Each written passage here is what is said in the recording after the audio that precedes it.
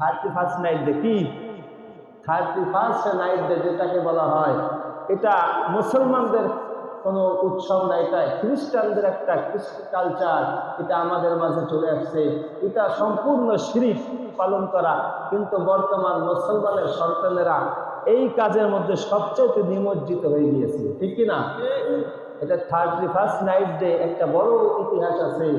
দেখবেন, আপনারা সার্চ দিবেন, নেটের যুগে এখন সব কিছু পাওয়া যায়। জানুস একটা দেবতা আছে, রোমান দেবতা, দুইটা মুখের একটা দেবতা আছে, জানুস দেবতা। তো রোমানরা তারাই তার পূজা করত। কি করত? দুইটা মুখ কিসের জন্য বানিয়েছে?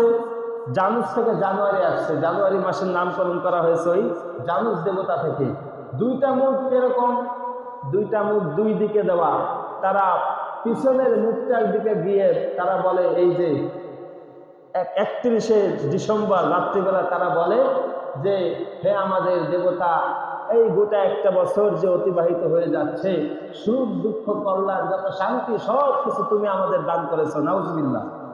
এটা তারা বলতো পিছনের মুখটার দিকে গিয়ে। আবার সামনের মুখটার দিকে গিয়ে যখন 12টা বেজে যায়, তখন সামনের মুখের দিকে গিয়ে বলতেছে, হে আমাদের দেবতা, তোমার কাছে আমরা সকলেই জড়ো হয়েছি, তুমি আমাদের সুখ দুঃখ কল্যাণ শান্তি রিজিক সন্তান সব কিছু তুমি দাও, এজন্য তোমার কাছে আমরা প্রার্থনা করলাম, নাউজুবিল্লাহ।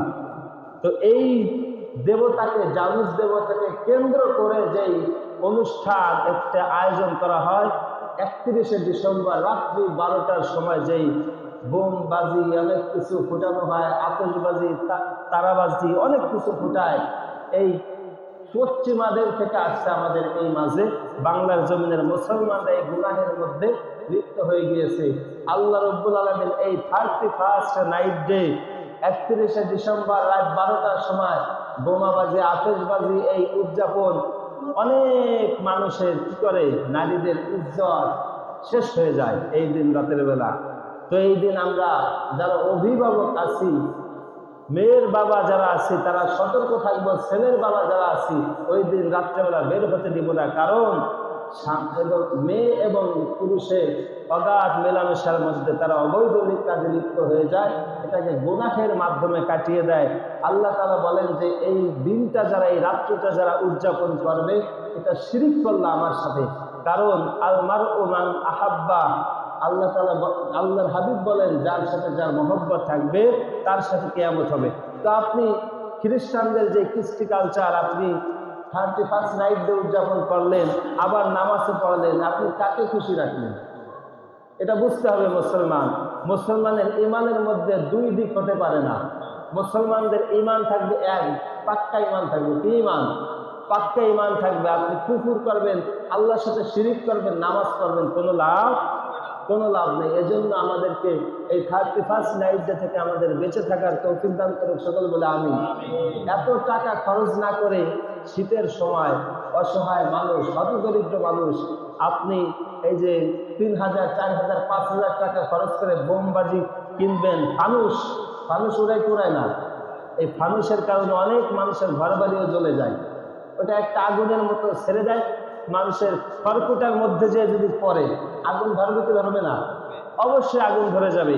এরকম অহরহ ঘটনা বাংলার জন্য আছে। ফানুসের কারণে মানুষের ঘর বাড়ি আগুন ধরে, দুয়ার আগুন ধরে পুড়ে গিয়েছে। তো এটা থেকে আমরা বেঁচে থাকবো।